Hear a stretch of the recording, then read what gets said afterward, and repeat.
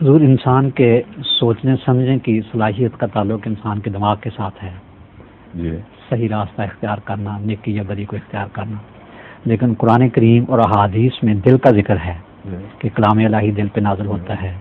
اور لہم قلوب قرآن کریم نے جو لفظ فؤاد استعمال کیا ہے جی اور بعض جگہ قلب بھی آتا ہے، وہ اس گوشت کے دوسرے دل کا نام نہیں ہے، بلکہ آخری جو اینالائزنگ طاقت ہے روح کے اندر، جو دماغ سے بالا ہے، جو کمپیوٹرائز کرتی ہے ہر چیز کو اور فیصلے کرتی ہے، اس کو قرآن کریم فؤاد کے طور پر پیش کرتا ہے.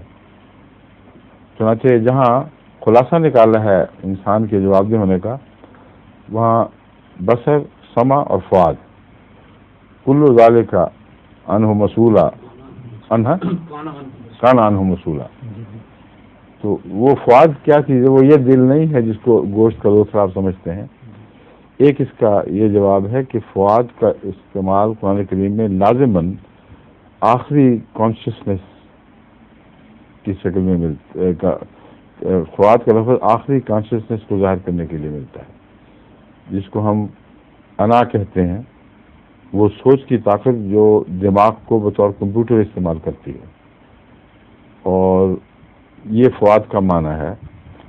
دوسرا، دل کے متعلق ابھی تک پوری تحقیق ہو بھی نہیں سکی کہ دل کا سوچوں پر کیا اثر ہے، اور سوچیں پہلے ہیں یا دل پہلے ہے.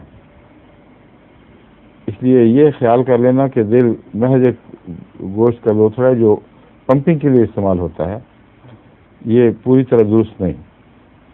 کیونکہ بعض نئی تحقیق کے اشارے اس طرف ملتے ہیں کہ دل کے اندر ایک آخری دماغ پیدا کرنے کی صلاحیت موجود ہے، حس پیدا کرنے کی، اور دماغ سے الگ بھی ایک حیثیت رکھتا ہے. اور جہاں تک دنیا کی مختلف زبانوں کے محاوروں کا تعلق ہے، ہر چوٹ دل پر پڑتی ہے. تو وہ کیوں دل کی طرف ہاتھ جاتے ہیں بے اختیار، اور سب سے زیادہ نقصان صدموں کا دل کو پہنچتا ہے. خوشی سے دل بے قابو ہوتا ہے. تو جہاں محسوس ہو رہا ہے، خواہ مرکز کہیں اور بھی ہو، لیکن احساس جہاں ہو رہا ہے، اس کا ذکر کرنا قرآن کریم کا یہ فصاحت و بلاغت کے مطابق ہے، نہ کہ خلاف ہے. سمجھے؟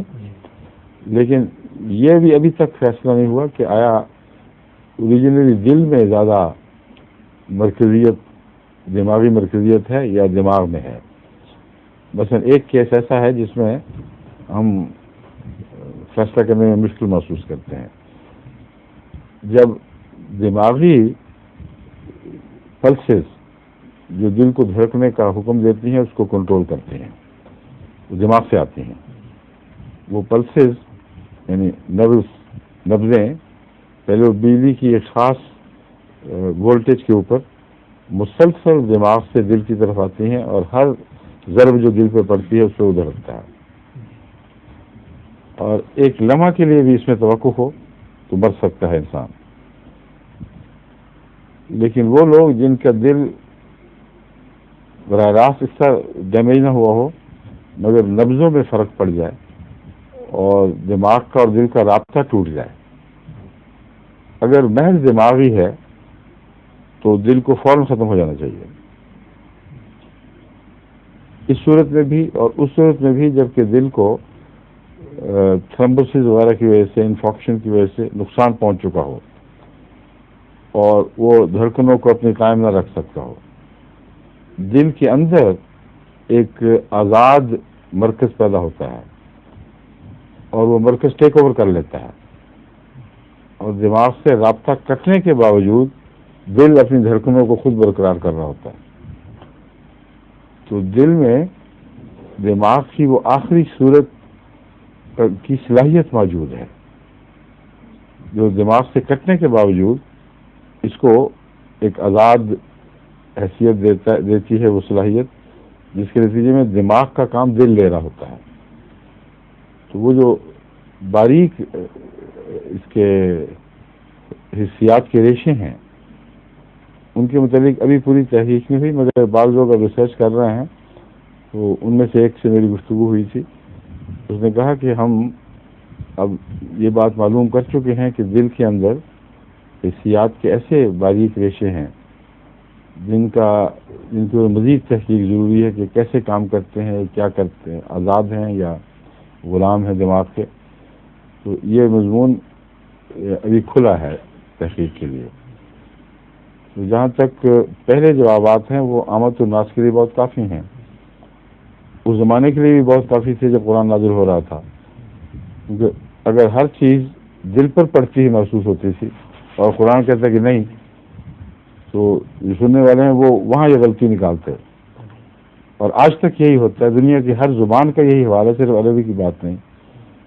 چوٹ دل پہ پڑتی ہے, خوشی کا اثر دل پہ پڑتا ہے, ہاتھ بے اختیار دل پہ جاتا ہے, اور خوشیوں اور غمی کی زیادتی سے دل بیٹھ جاتے ہیں, ہمیشہ کے نقصان پہنچ جاتے ہیں.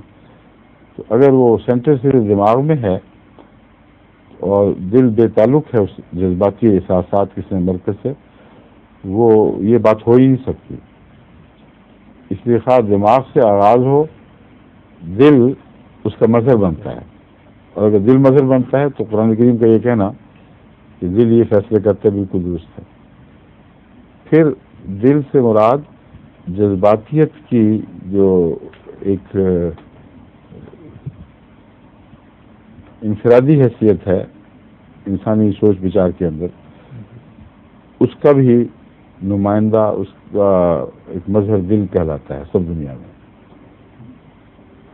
محبت کا مرکز دماغ نہیں کہلاتا, دل کہلاتا ہے. خواہشات کا مرکز دل کہلاتا ہے, دماغ نہیں کہلاتا. اس لیے ہارٹ ورسز برین, دل بمقابل دماغ, یہ انسانی تحریکات کے دو الگ الگ مرکز تمام دنیا میں تمام زبانوں میں اسی طرح ملتے ہیں. اور چونکہ گناہوں کا زیادہ تعلق جذباتیت سے ہے, خواہشات سے ہے, خواہ وہ خواہشات دماغ میں ہی پیدا ہوتی ہوں, اس کا مسلمہ کل عالم میں مسلمہ مرکز دل ہے. تو یہ جب محاورہ ثابت شدہ ہو اور بین الاقوامی محاورہ بن چکا ہو تو صرف عرب کی بحث نہیں ہے, قرآن کریم کا بین الاقوامی کتاب کی حیثیت سے اس کا حوالہ دینا عین درست اور مناسب ہے. ٹھیک ہے. ظہور مہدی آخر زمان ہے,